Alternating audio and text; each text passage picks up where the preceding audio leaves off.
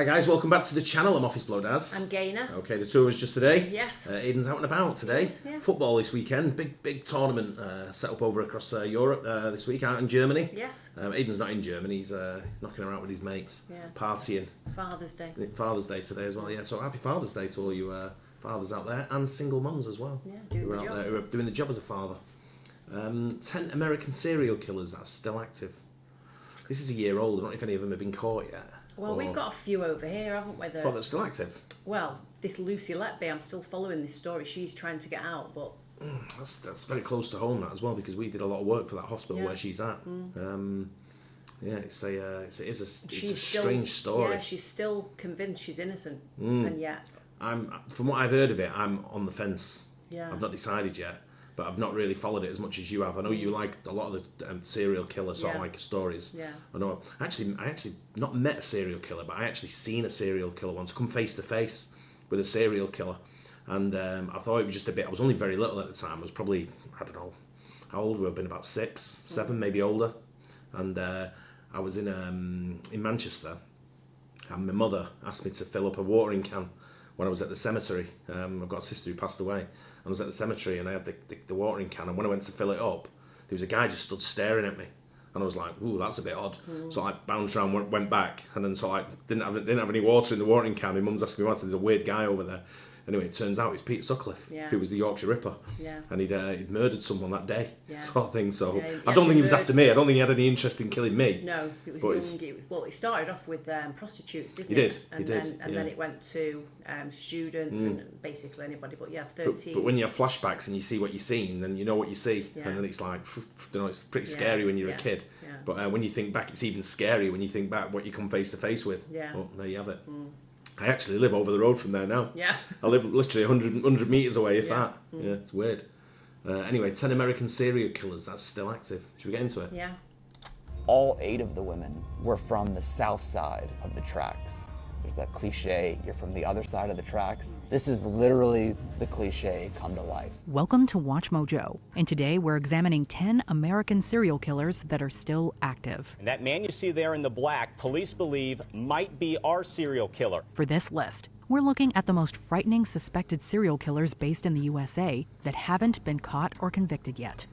The one that always sticks with me in my mind in the USA, which we were there at the time, and it was kind of like a little bit, it wasn't far from us, but it wasn't close to us neither. It was sort of like a little bit sort of like in the area where we were. Remember the sniper guy who was shooting from his car when people were filling it with gas? Yeah.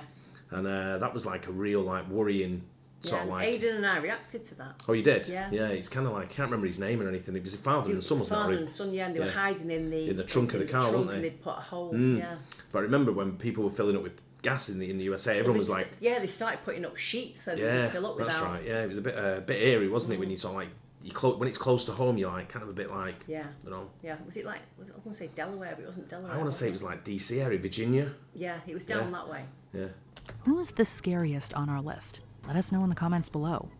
The Frankfurt Slasher. From 1985 through 1990, night brought terror to the streets of Frankfurt. For 5 years, women in the neighborhood of Frankfurt and Philadelphia, Pennsylvania, were in a state of terror. On the loose was a mysterious killer who brutally attacked and claimed the lives of at least 8 women. In 1990, a victim was discovered behind a fish market, leading to the arrest of Leonard Christopher, who worked there. Despite the suspect being described as a middle-aged white man, Christopher, who was black, was charged with her murder. While he was locked up, the body of a 9th victim was found, but that didn't stop Christopher from being convicted and sentenced to life. With the other 8 murders left unsolved, the Frankfurt Slasher may very well still be out there. Not only was Ms. Dowd never given justice because her murder was never found and caught, the other 8 women, those murders are still unsolved. The Colonial Parkway Killer. While the Colonial Parkway is often seen... It's bad. They must have like evidence, or like nowadays anyway, they can go back to and revisit. There was a guy who's just been locked up over here for a rape. He'd just been released a few months ago. He got 17 years. He'd done 17 years. Always professed his innocence all the way through, which many of them do. I get that. Professed his innocence all the way through. They found some DNA, realised it wasn't him, released him. Didn't even give him an apology. No. I think just like in the last few weeks, they've given him an apology. But it was 17 years he was in jail. And they said, if you admit to it and talk about it, and so like say you what's it? We'll let you free. This was Yeah, years ago, and he yeah. said, I didn't do it though. Yeah, I'm not And gonna he went, admit well, to you're not something I right. didn't You're not do. ready Yeah, then. yeah. Yeah. Madness. Seen as a scenic roadway in Virginia, it was also the hunting ground for a prolific slayer. From 1986 to 1989, 4 couples either vanished from the parkway or were discovered dead in the area. It's also my opinion that there had to be 2 killers because these vigorous young women fought back. Thomas had hair between her fingers, fighting back. Judging from the nature of the crime scenes, authorities suspected that the assailant was a law enforcement officer. In 2010, Fred Atwell, a former sheriff's deputy, was announced as a suspect in the Colonial Parkway slayings. However, Atwell believed he was being targeted by the FBI, as he had revealed that someone leaked photos of the crime scenes from their office. Even some of the victims' families defended him. Regardless, Atwell wasn't charged for the murders, and to date, no one else has been either. You try to put it out of your head so you can function on a day-to-day basis. And for me, it's mostly been about anger that there's somebody out there that committed this crime who's continued to enjoy their life and liberty. The Texas killing fields. Deep in the heart of League City, Texas, sits a 25-acre plot of land known as the Texas Killing Fields. Between 1971 and 2006, the remains of over 30 people, mostly young women, were discovered there. Wow. One popular theory is that several serial killers frequented the fields to commit their despicable crimes. In some of the cases, police investigation led to certain individuals being charged and convicted. Notable among these was William Lewis Reese, who, after being convicted of a murder in Oklahoma, confessed to 3 of the Texas Killing Fields deaths. Although he was sentenced to life for those crimes, that still leaves a large number of victims whose killers are yet to be caught. The Jeff Davis 8 killer or killers. These women's faces. When you talk about like the Texas Killing Fields, number one, it sounds scary as hell just calling it that, right? But when you think about it, there could be a little bit of a trend, like they're saying there. Many people go to their area to commit the crimes because it's like a bit of a trend. And if other people have committed crimes there, and you go and first of all, they've got away with it. You could be nailed, but you could be nailed for all of it, or someone else might be nailed for what you've done. Yeah. So it's kind of like a roll of the dice, isn't it? There's a lot of wackadoos out there. Oh, big time, big time. Are on billboards, along with billboards for casinos and hunting shops and gas stations. In the mid to late 2000s, Jefferson Davis Parish in Louisiana had to grapple with the deaths of 8 women that have remained unsolved for years. The bodies of these women were so badly decomposed that it was virtually impossible to know exactly how they died. What made these cases peculiar was that most of the victims shared many things in common. It was in the drug world, bad. We tried helping her, we tried getting her help. Not only had they all worked as police informants in the past, some of them were even related and had lived together. The last victim, victim number 8, occurs within 6 months or so of the task force's inception. The investigation was plagued by police misconduct and an apparent disregard for the evidence. This has led to several people being arrested for the crimes, only to be released soon after due to problems with the evidence. The Chicago Strangler. Prowling the streets of Chicago, Illinois, is a person believed to be I've heard of the Boston Strangler. That's old, isn't it? Yeah. I guess they all get the nicknames, so like to try and make it a little bit more like frightening for people to come forward, or people not to go out, or when they called. I remember when the Yorkshire Ripper first come out, they told women not to go out, and that was all around the northwest. Yeah, well, I remember coming downstairs every morning, and the paper had been delivered, and I'd straight away go to look to see if somebody, and that's how frightened I was, and that was 1981, so I was 11 then, so I wasn't going to be a victim. No, but you don't know that at that age, do you? Walking to school on my own, I was petrified that something was going to happen. There's a lot of stuff when you're young like that you don't understand. No. It's you just know there's someone out there who's a little bit crazy, sort of thing. And things back in the 70s and 80s were crazier than what they are now anyway. Yeah. Well, there's no CCTV. No, there was nothing. There was nothing there. If something was going to word happen of to mouth. you, You only found out from newspapers and newscasts. There was no internet or anything like that, or social media where you could find out pretty quick. Nowadays, the world's open. You can find out stuff that's going on in every corner of the world, sort of thing. And it's funny how young you are when you remember things, because I remember the day Elvis died, and I was probably only 7. And I probably didn't even know who he was. Yeah, it's funny, how close you come. I always think to how close you come to either a serial killer or a killer. I remember me telling you the story when I was walking through a field at night coming home from school. And I was walking like down a dirt path, and some guy just stepped out in front of me. I just went, whoa, turned on my heels and legged it back the other way. But I mean, it was a shortcut through a woods. Yeah. Which it had a bit of notoriety for like what do they call it when they slaughter animals, and it was like pagan sort of like, I don't know if that's what it is, but it was along them lines of like witchcraft is what I'm looking for. Yeah, but what you call it, I can't remember the name. Can't remember what it called, but it was all kind of, there was like carcasses of sheep and goats and shit found in the woods where it happened. And this guy just stepped out in front of me. I was just like, nah, none of that. Yeah, I got chased as well. Yeah, turn on your heels and go. Responsible for strangling at least 51 women. Between 2001 and 2018, this individual targeted mainly black women who offered adult services. For years, the families of the victims tried to get the police to find the culprit, all to no avail. Wow. As a longtime resident, I am not seeing a lot of effort on actual crime solving. In 2019, the Chicago PD finally gave in and began looking closely at the case. However, they revealed that they couldn't find enough evidence to attribute the crimes to one serial killer. Instead, they began investigating them as isolated murders, which led to the 2020 arrest of a man named Arthur Hilliard for the death of one of the victims. The other cases remain unsolved. The Little Rock serial stabber. Starting in 2020, a mysterious assailant dubbed the Little Rock serial stabber attacked 4 people in Little Rock, Arkansas, with 3 of them being fatal. At first, the crimes were thought to be random, but as they persisted, it became clearer that they were most likely carried out by the same person. The incidents occurred in the early hours of the morning, with grainy surveillance footage from one of the attacks showing a hooded figure with a tall, slender build. They say the man in this video is who they are looking for. Someone who survived one of the attacks says he was an adult black male over 6 feet tall. The culprit was described by the only surviving victim as a black male standing at over 6 feet tall.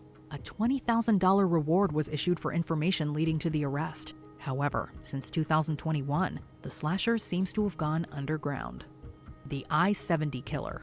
In the spring of 1992, there was a wave of killings in Midwestern stores along the Interstate 70 highway. Through the states of Indiana, Kansas, and Missouri, an unidentified man claimed the lives of 6 store clerks, earning the nickname the I-70 killer. A shoe store in Indianapolis, a ceramic shop in Terre Haute, a bridal shop in Wichita, an herbal medicine store outside Kansas City. In one of the incidents, the killer was seen by a customer who walked in after he had committed the crime and was able to escape unhurt.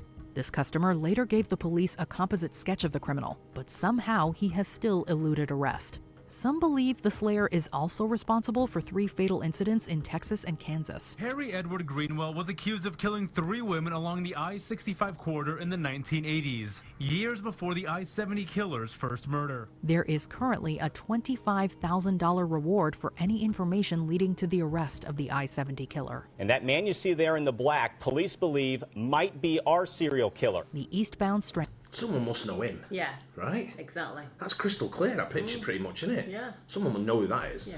Yeah. If you know who that person is, you'd be able to recognise that. Yeah, of course you would. Easy. Yeah. But the other side of it as well is, I think some of these, like, you know, whoever dubs them the name, some of these are that crazy and psychotic. Would you want to be known as, like, the I-70 killer? You want a real name, wouldn't you? Yeah. Hey? You know what I mean? The other one before, what was it called? The Little Rock Stabber. Yeah. You know, something like that. You wouldn't want to be known as that. No. You want, like, a proper, like, crazy name, wouldn't you? Yeah, well, that's what you don't want to give him. You don't want to give him notoriety. Yeah. The man you see there in the black, police believe might be our serial killer. The eastbound strangler.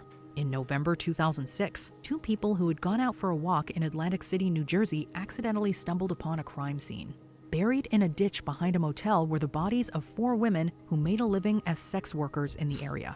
The bodies were placed far from each other and positioned to face east. Hence, the suspect was dubbed the eastbound strangler. He takes his victims' shoes and poses their bodies in a line facing east. Over the years, there have been several potential suspects behind the brutal crimes, including a handyman who lived in the motel and even the Long Island serial killer. A reward of $25,000 has since been issued for information.